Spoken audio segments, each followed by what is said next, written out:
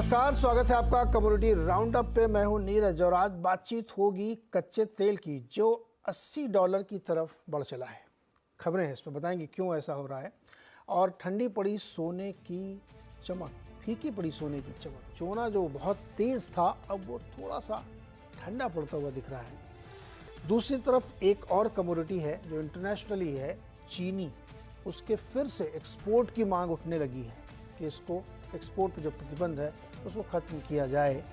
तो क्या ये वाकई होना चाहिए, नहीं होना चाहिए, इन सब पे भी बातचीत होगी। तो आज इन 3 विषयों पे बातचीट होगी। इन सब पे बातचीत करने के लिए हमारे साथ कौन मेहमान है? गंगानगर कमोडिटीज़ के assistant vice president Amit Khare, साथ ही HDFC सिक्योरिटीज़ के हेड ऑफ कमोडिटीज़ अनुज गुप्ता।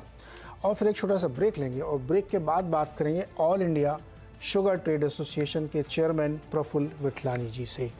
तो पहले चलते हैं अनुज जी के पास और अमित जी के पास। अनुज जी और अमित जी, क्रूड पे पहले बातचीत करते हैं। क्रूड में क्या हुआ? कल थोड़ा सा 10-20-25 सेंट इंटरनेशनल मार्केट में नीचे आया क्योंकि खबरें आ रही थी कि यूएस अपने स्ट्रेटेजिक पेट्रोलियम रिजर्व से ऑयल रिलीज कर सकता है अगर प्राइसिंग नीचे नहीं आई तो, क्योंकि यूएस में इलेक्शन है और बाइडेन साहब को इसकी चिंता है, लेकिन ओपेक की तरफ से ऐसे कोई संकेत अभी तक मिले नहीं है। तो क्रूड की कहानी ये, इस वजह से थोड़ा सा प्रेशर में आया क्रूड, लेकिन बहुत ज़्यादा नहीं आया। क्या लगता है आप लोगों को कि क्रूड में क्या करना चाहिए? पहले अनुज जी आप बताइए, कच्चे तेल में क्या स्ट्रेटजी होनी चाहिए आज? नमस्कार नीरज जी। क्रूड ऑयल में जैसा कि मैं अभी करंट चार्ट देख पा रहा हूँ, 12 अप्रैल को इसने हाई बनाया था 7322 के आसपास का। तब से लेकर कंटिन्यूस इसमें फॉल देखने को मिल रहा है। अभी भाव लगभग 6520 के आसपास है। लगभग 11% का करेक्शन अभी रिसेंट में 15 से 20 ट्रेडिंग सेशन में इसमें हुआ है। ये करेक्शन मेरे को लगता है कंटिन्यू रहेगा। ट्रेडिंग के लिहाज से अगर देखा जाए तो 6560-70 के आसपास एक बाउंस अगर मिलता है तो इंट्राडे के लिहाज से इसमें बिकवाली का ट्रेंड लेके चल सकते हैं। 6400 तक के टारगेट मेरे को लगता है आज या फिर कल के ट्रेडिंग सेशन में इसमें देखने को मिल सकते हैं। स्टॉप लॉस 6620 के ऊपर है। ओवरऑल सेल ऑन राइस की स्ट्रेटजी ही क्रूड ऑयल में ट्रेडर्स को अपनानी चाहिए। सेल ऑन राइस की स्ट्रेटजी उसमें चाहिए। अमित जी आपको क्या लगता है? अच्छा, ये अमित जी, अनुज जी फिर आप बताएं। देखिए, क्रूड डेफिनेटली हमने एक हायर लेवल से प्रॉफिट बुकिंग देखा था। कल एक शॉर्ट कवरिंग देखने को मिला। मुझे लगता है कि एक शॉर्ट कवरिंग यहाँ पर आ सकती है, क्योंकि अगर आप क्रूड की रेंज की बात करेंगे तो हमने देखा है कि कहीं ना कहीं $78 से लेकर $98 के बीच, $90 के बीच क्रूड के प्राइस मूव करते हुए नजर आए हैं। तो मेरा व्यू है कि क्रूड के अंदर एक रेंज बाउंड मोमेंटम यहाँ पर आ सकता है। ज्यादा गिरावट ऑलरेडी हम देख चुके हैं कि काफी अच्छी गिरावट हमने पिछले करीबन 1.5 महीने में देखी है। मुझे लगता है कि यहाँ पर एक शॉर्ट कवरिंग का ट्रेंड देखने को मिल सकता है। तो अगर किसी को ट्रेड लेना है तो मेरे हिसाब से बाय ऑन डिप्स की स्ट्रेटेजी देखने को मिल सकते हैं। तो करीबन 6480 के आसपास के लेवल्स मिले तो खरीदारी का ट्रेड बना सकते हैं। स्टॉप लॉस 6420 का रहेगा। टारगेट करीबन 6620 तक देखने को मिल सकता है। तो ऑलरेडी काफी करेक्ट हो चुके हैं। कल जो हमने एक रिकवरी देखी थी एक शॉर्ट कवरिंग के चलते था, प्राइस थोड़े ओवरसोल्ड हुए हैं टेक्निकल चार्ट्स पे। तो मेरा व्यू है कि यहाँ पर बाय ऑन डिप्स की स्ट्रेटेजी क्रूड में इंट्राडे के लिए यूज कर सकते हैं। Interesting, very interesting. Amit ji कह रहे हैं कि सेल ऑन राइज और अनुज जी कह रहे हैं बाई ऑन डिप्स। इसका बीच का रास्ता कैसे निकलेगा? दोनों स्ट्रेटजी एक्चुअली मार्केट प्ले करती है, दैट इज मार्केट की बायर और सेलर मिलते तभी मार्केट बनता है। लेकिन इन दोनों स्ट्रेटजीज के बीच को थोड़ा समझते हैं दोनों लोगों से। अनुज जी आप ये बताइए, क्या एक रेंज, आपने कहा कि ऑलरेडी करेक्शन लिया है इसने, क्लोज टू 90 के आसपास गया, फिर वहाँ से लौट के आ गया, तो आपको लगता है कि ये अपर साइड की जो रेंज है वो अभी भी खुली हुई है, इसलिए आपको यहाँ पे बाय ऑन डिप्स की स्ट्रेटजी रखनी चाहिए? आप अगर प्राइस को देखेंगे तो $92-93 तक भाव गए थे ब्रेंट के, और अभी करीबन $82 के आसपास चल रहे हैं। और अगर हम WTI की बात करें तो $78 के आसपास आ गया। तो अगर आप हिस्टोरिकली भी देखेंगे तो जब भी प्राइस $80 के नीचे आते हैं WTI के 78-77 के आसपास, तो वहां पर एक बाउंस बैक देखने को मिलता है। और ऊपर 90 के आसपास जब भी जाते हैं तो वहां पर एक प्रॉफिट बुकिंग आती है। तो ये ट्रेंड हम पिछले करीबन 1 साल से देख रहे हैं। तो मुझे लगता है कि अभी भी वही ट्रेंड का अभी बरकरार है, और यहाँ पर आपको अगेन एक मोमेंटम जो है वो देखने को मिल सकता है। तो मेरे हिसाब से प्राइस थोड़े से अभी ओवरसोल्ड जोन में आए हैं, जहां पर आपको रिकवरी देखने को मिल सकती है। तो मेरा मानना है कि प्राइस जो करेक्शन हुए हैं ये यहाँ पर एक बाउंस बैक ले सकते हैं। हालांकि एक चीज है जो कि क्रूड की इन्वेंट्री जो कि काफी बढ़ती हुई दिखाई दी है, तो हो सकता है कि जब प्राइस यहाँ से बाउंस बैक करेंगे, $2 या $3 बढ़ते हैं, तो फिर आपको अगेन एक सेलिंग प्रेशर देखने को मिलेगा। तो यहाँ पर अगर किसी को ट्रेड लेना है तो मेरे हिसाब से तो प्राइस सपोर्ट जोन के आसपास है, तो यहाँ पे तो खरीदारी का ट्रेड ले सकते हैं। हाँ, अगर प्राइस बाउंस बैक लेकर अगेन WTI $80 जाता है या ब्रेंट आपका 85 जाता है, तो वहां से आपको अगेन एक बिकवाली देखने को मिल सकती है। तो जो रेंज अभी बन गई है शॉर्ट टर्म में, अगर हम WTI की बात करें तो 78 से लेकर $80 और ब्रेंट की बात करें तो 80 से लेकर $85 ये रेंज बन गई है। तो जब भी प्राइस 80 के आसपास आएंगे तो आपको बाउंस बैक देखने को मिलेगा, और अगर 85 के आसपास जाएंगे तो वहां पर आपको बिकवाली देखने को मिलेगी। लेकिन आपका बायस जो है अपर साइड की रेंज की तरफ है। अमित जी, आपको क्या लगता है कि डाउन साइड का रिस्क ज़्यादा है क्योंकि पॉलिटिकल कमोडिटी है, पॉलिटिकल प्रेशर है और बढ़ने नहीं दिया जा रहा दाम, इसलिए यहाँ पे जैसे ही ऊपर जाएगा $1 भी तो तुरंत सबके कान खड़े हो जाएंगे और वो नीचे की तरफ का रास्ता खुलेगा? आपको ऐसा लगता है? बिल्कुल नीरज जी, जैसा कि मैं देख पा रहा हूँ कि रिसेंट में कंटिन्यूअस 2 दिनों से ये 6600 के आसपास से कंटिन्यूअस रिवर्स हो रहा है। परसों भी इसने 6613 का एक हाई बनाया था और कल भी 6611 का एक हाई बनाया था। जब तक 6620 के ऊपर प्राइसेस नहीं निकल रहे हैं तब तक इसका जो ट्रेंड है वो कंटिन्यूअस डाउन रहेगा। और डेली चार्ट में जैसा कि देख पा रहा हूँ उसमें एक हेड एंड शोल्डर का पैटर्न बना हुआ है जिसका कि टारगेट 6400 से लेकर 6350 के आसपास का होता है। तो मेरे को लगता है नियर टर्म में 6400 से 6350 के भाव जो है इसमें देखने को मिल सकता है। ओके, अब बात करते हैं सोने की। अनुज जी, सोने में क्या होने वाला है? सोना 2300 के ऊपर कंसोलिडेट कर रहा है। डॉलर के मूवमेंट से थोड़ा बहुत ऊपर नीचे हो जाता है, लेकिन फंडामेंटली वो अभी भी बहुत ही स्ट्रॉन्ग जोन पे लग रहा है। क्या इस पे स्ट्रेटजी आपकी होगी? देखिए, अगर आप इस हफ्ते को देखेंगे तो मंडे से ही एक रिकवरी का ट्रेंड इसमें देखने को मिला। हालांकि फ्राइडे को भी मार्केट थोड़ा रिकवर हुआ था, तो करीबन 2280 से अगर आप देखेंगे तो करीबन 2320 तक के लेवल हमने यहाँ पर आते हुए देखे। एमसीएक्स में करीबन 70500 का लो था, वहां से बाउंस बैक होकर करीबन 71200 के आसपास के लेवल्स बनते हुए दिखाई दिए। तो इंटरनेशनली भी गोल्ड बाउंस हुआ है, डोमेस्टिक भी गोल्ड बाउंस हुआ है। यहाँ पे दो तीन इंपॉर्टेंट रीजन रहे। पहला तो डॉलर इंडेक्स जो 106 के आसपास था, फेडरल रिजर्व की मीटिंग के आने के बाद उसमें करेक्शन देखने को मिला जिससे गोल्ड को सपोर्ट मिला।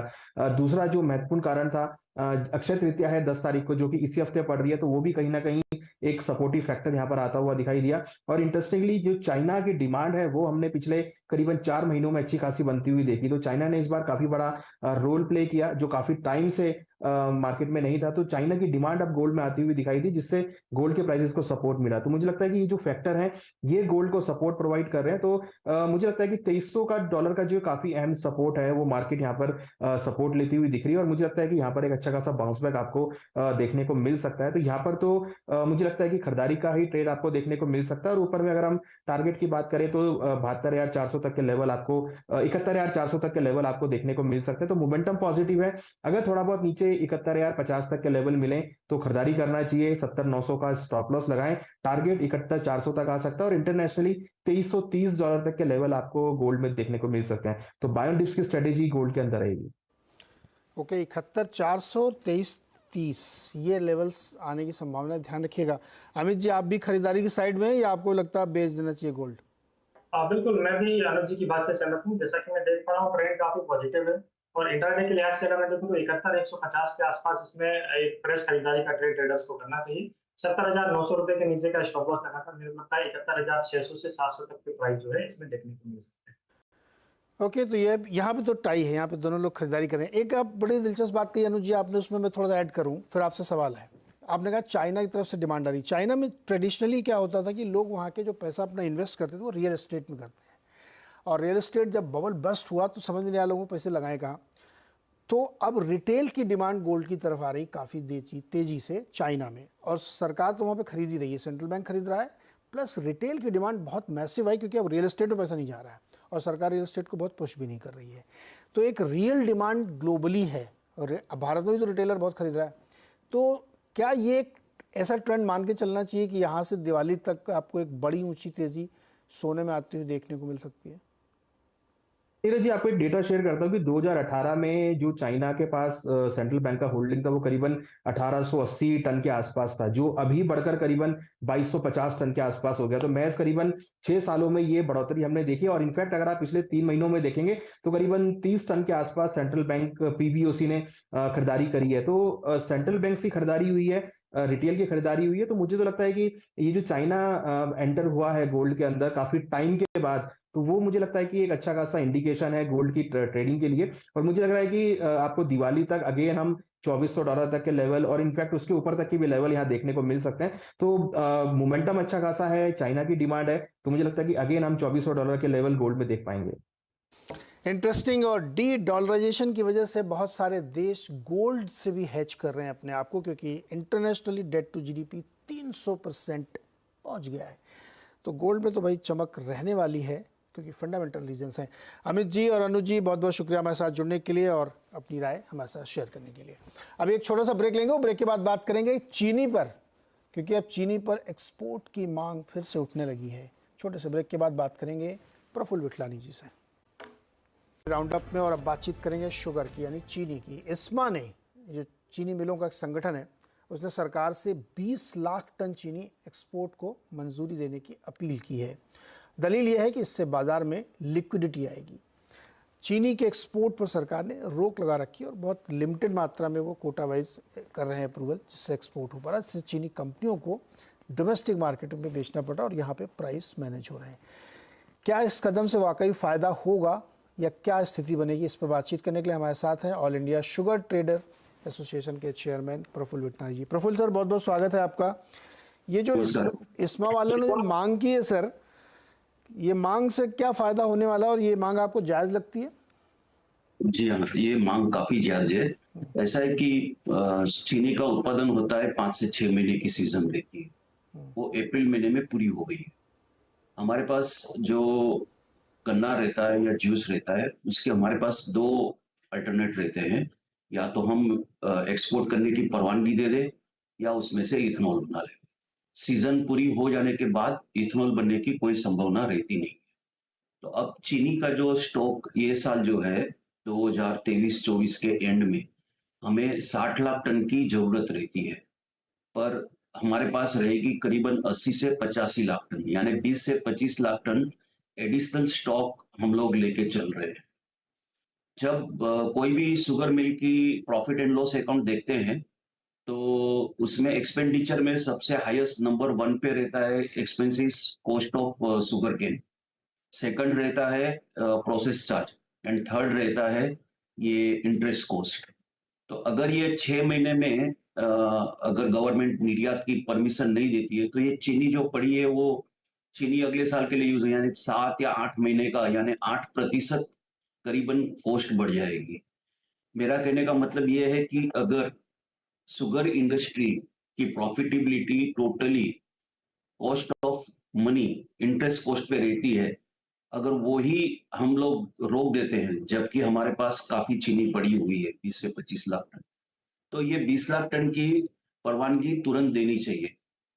और हमारे एसोसिएशन ने तो ये 2 महीने पहले मांग की थी कि कम से कम 10 लाख टन तो आप तुरंत दे दीजिए, बाकी का 10 लाख टन चाहे आप मॉनसून देखने के बाद कीजिए या प्रफुल्ल सर, इथेनॉल एक के चीज लिए बताइए प्रफुल्ल सर, उद्देश्य सरकार का ये था कि प्राइस डोमेस्टिक मार्केट में कंट्रोल हो। रिटेल में आज भी 44-43 रुपए किलो चीनी बिक रही है और इंटरनेशनल प्राइस साल दर साल 22% गिर चुके हैं सर, 24% रादर।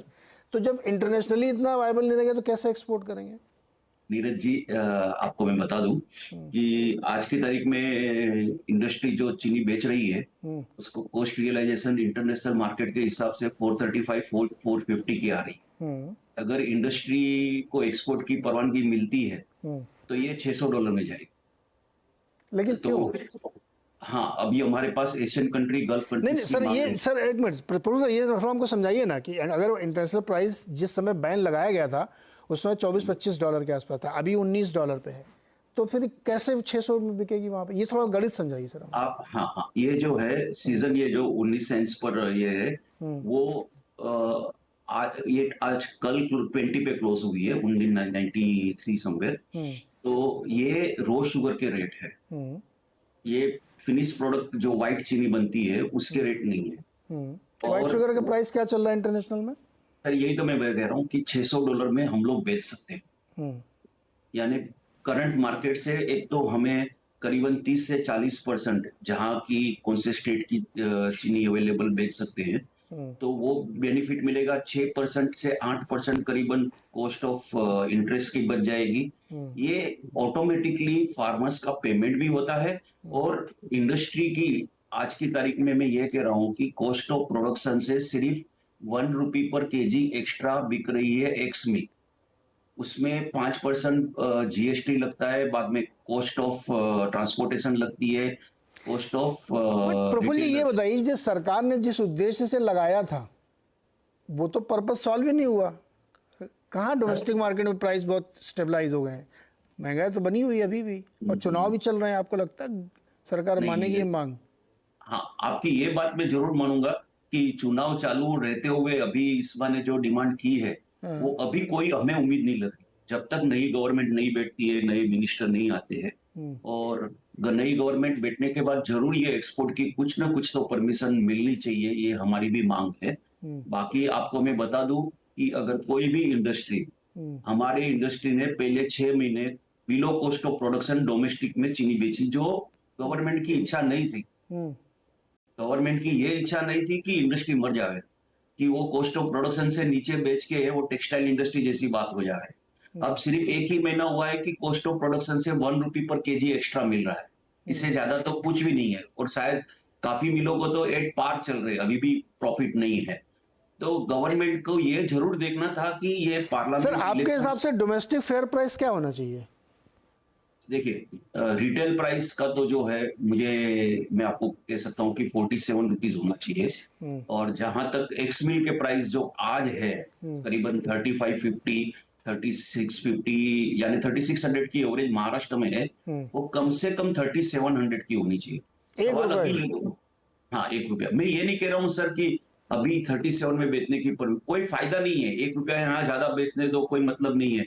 अगर मेरे पास चीनी ही पड़ी रही है जिसका यूज गवर्नमेंट को नहीं है, अब किसी को भी नहीं है, और वो चीनी पे 6 से 7% हमारी एक्सपेंडिचर में बढ़ोतरी हो जाएगी, तो ओवरऑल तो इंडस्ट्री को ही हिट हो रहा है ना वो।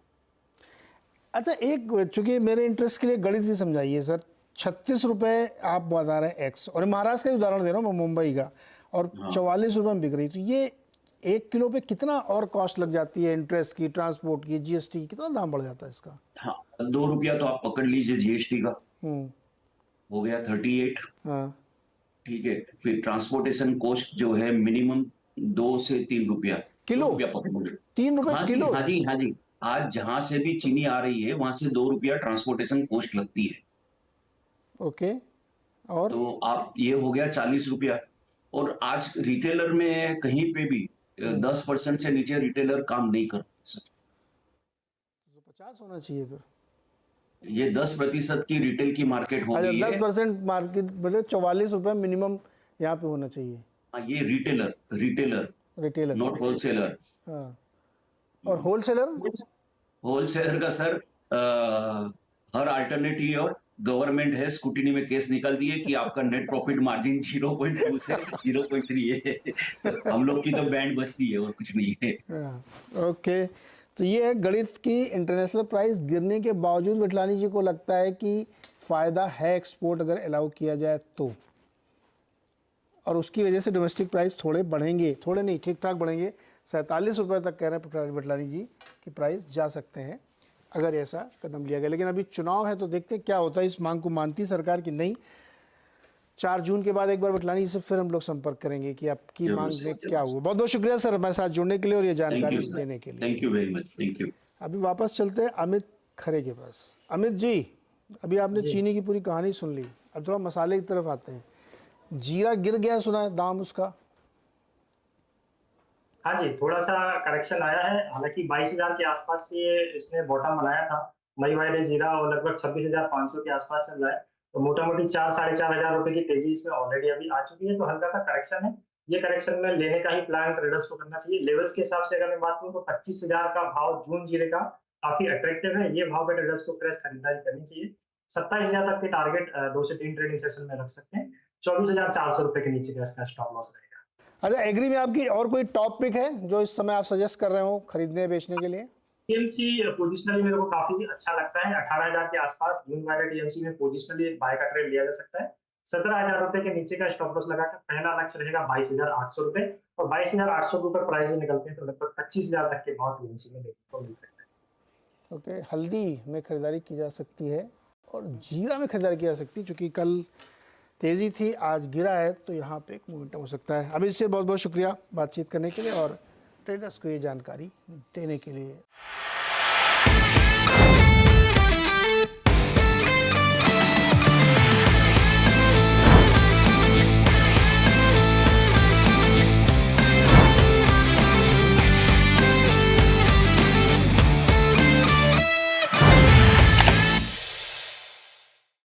बता दें कि मनी कंट्रोल पर दिए गए विचार एक्सपर्ट्स के अपने निजी विचार होते हैं।